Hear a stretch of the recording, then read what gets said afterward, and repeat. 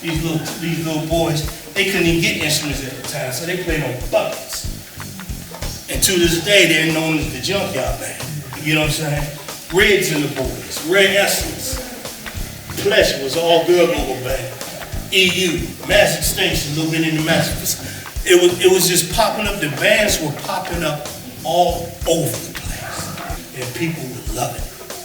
They would be playing in different parks, at the different block parties in the different neighborhoods, and we would all bring our little boom boxes and record it. And they were forming all over the place. I'm gonna draw something right. I'm gonna draw this little timeline right here. Just draw this line. See this? All right. Let's say, boom. This is where go-go began, right? We're gonna say, basically, officially, 1976. Go-go music, okay? Not the go-go party. Go-go music, which was adapted from the party. All right. And what we know about go-go a little bit, basically, we know Chuck Brown and the Soul Searchers. We know R.E., Trouble Funk, EU. And this is what I mean about the importance of history. This is exactly what I mean about the importance of history. Because we know that. And anybody majority of the people you would ask today, especially a younger generation, they'll jump from Red Essence, Trouble Funk, EU, and then they'll say Junkyard. There's a whole space of history between that. And a whole bunch of bands, even before Junkyard. See what I'm saying? When they talk about the history, then the next thing they say, okay, EU, Trouble Funk, Junkyard. Then they'll jump up and say, yeah, remember EU and the Buck. You know what I'm saying? So when you get to talk about, yeah, I remember EU and the Buck. Now keep in mind, the Buck came out what? In 88? You know what I'm saying? So we got whole years of stuff in history that's being skipped over or forgotten about. You know what I'm saying?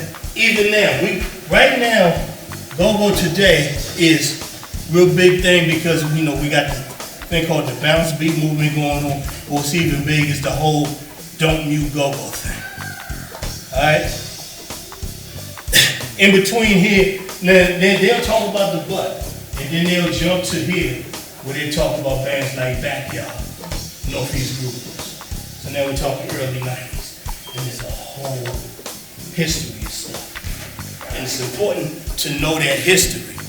I'm gonna tell you why it's important to know that history, because if you were part of that history, if you're not noticed, it's almost like you didn't exist. It's almost like you're invisible. So these younger generations, like my daughter, who I mentioned is 20 years old, she has to be known about what her history is.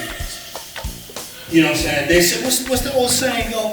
If you don't know your history, you'll repeat it. You'll repeat it. Whatever it is that we done wrong in this thing, if there was anything we done wrong, because a lot of people complain about go-go never went that. In their point of view, you don't see go-go in the Grand Zone, see whatever. But I don't know any other culture of music that's been going 4 decades strong and still to this day can play 3 or 4 nights a week at the same place every week and still pack the place. It's that kind of thing. Learn more about the regional tour of go-go history at www.tmotgogo.com/regional tour.